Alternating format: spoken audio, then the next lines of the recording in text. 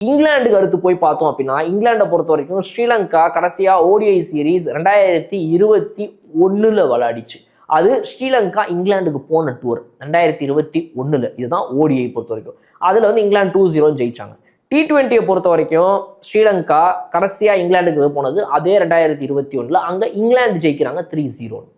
So 2021 அப்புறமா ஸ்ரீலங்கா இங்கிலாந்துக்கு போகவே இல்லை, இங்கிலாண்டும் ஸ்ரீலங்காவுக்கு வரவே இல்லை 2021 அப்புறமா லிமிட்டட் ஓவர்ஸை பொறுத்த வரைக்கும். இது அதில் இருக்கிற பிரச்சனை. நெக்ஸ்ட் நம்மளுடைய ஆஸ்திரேலியா அண்ட் இங்கிலாண்டை விட்டுட்டு சவுத் ஆப்பிரிக்கா எடுத்து பார்த்தோம் அப்படின்னா சவுத் ஆப்பிரிக்கா பொறுத்த வரைக்கும் ஓடிஐயில் அதே மாதிரி 2021 விளையாடினதோடு சரி, அதுக்கப்புறம் விளையாடவே இல்லை. அதில் ஜெயிச்சது ஸ்ரீலங்கா 2-1.